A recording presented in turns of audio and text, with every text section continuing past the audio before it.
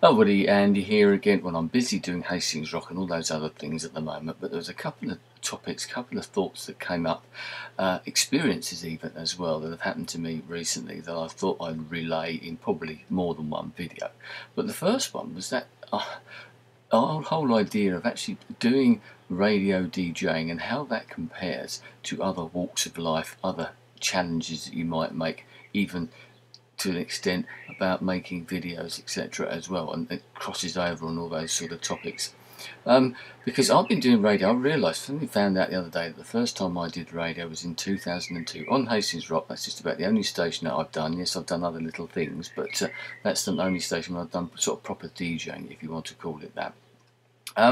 So that's getting on for 10 years, not every single year, admittedly, and it's only like a month at a time. I'm sure anyone who's watched my videos in the past will know that. I don't think you can hear that blackbird singing in the background, making a lot of noise.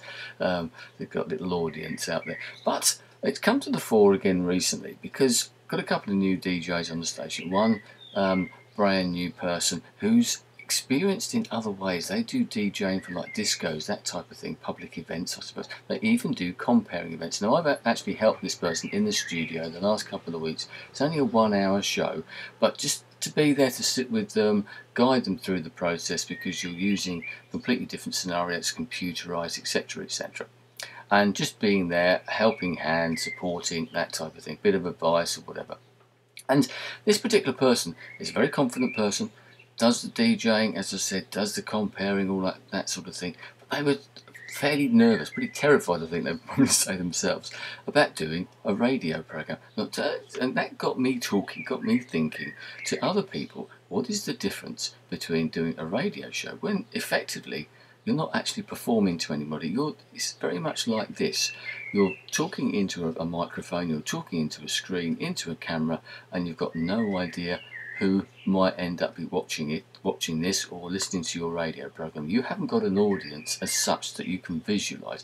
Whereas at a gig, a DJ doing a disco or comparing, as I've done in other things, you can see that audience. And as I said in the previous video, and I said this to the guy yesterday when we were coming home, and the way that I look at it in some ways was that when you're comparing a gig and you're up there and you're announcing this or you're talking about that, most of the people in that audience, if not the vast majority of the people in that audience, are only too happy that they're not up on that stage doing what you're doing. Now, whether that is makes that a slight difference to the people who are doing DJing. I'm sure there are lots more people who would rather be a DJ than a compere because of the music side of things. But I was talking to other people and trying to get them to express to me how they found it when they musicians as well. We've got a few people who are performing musicians and then have become DJs because of their specialist knowledge in whatever sphere of music, but rock music certainly.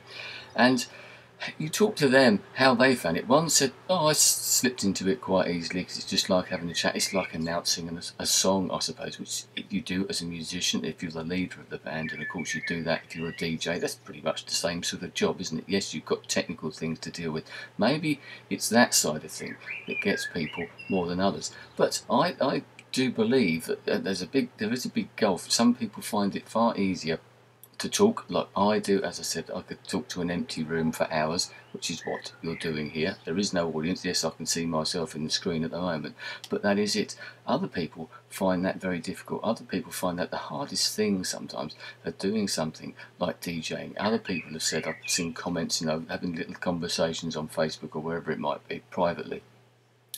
So I was terrified. The first few years I did it, I was shaking all the time. Yes, of course, you get nervous about it. Those nerves are good. Those nerves and that adrenaline that you get, even making a video when you first start. I remember that when I first started, I was a bit apprehensive and I felt a bit nervous when I started talking, probably because I felt a bit strange, felt a bit silly. And maybe people, it's not something that's quite the same with a radio DJ. You know that there's going to be someone out there listening to what you're doing. Hopefully there is, rather than a video and you've absolutely got no idea whatsoever. You build up an audience, that's a different thing as you move on. A radio station has usually got a built-in audience already. That's the reason you're there. You probably wouldn't be there otherwise if no one was listening, because it wouldn't be worth your while, wouldn't be financially viable. So I just it doesn't worry me, but it makes me realise that I'm pretty lucky in lots of ways, that I found that very easy to get into, to slip into that DJing. Yes, I've only ever got in it because of my love of music, but I now enjoy the communicating side of it. I'm quite happy to sort of put the fader up and start talking, and I actually have to physically remind myself, Andy, stop talking, you can talk for hours, as I very much like I do here. And these two do actually complement each other. I was DJing before I started making videos, but I certainly think I've improved as a DJ and as a communicator, and that's led to other things as well, comparing and that, as I've said before, thinking on your feet, thinking of arguments, things change, you know, you can say something off the top of your head straight away, think of a subject, go off on a little tangent. This has certainly helped me, and I had a discussion with another DJ yesterday. We were talking about different people who suit different types of programs. Breakfast programs are the usual, the main one. We've had issues this year because one of our presenters couldn't do the breakfast show. He's a brilliant breakfast show presenter, an absolute natural at that type of thing.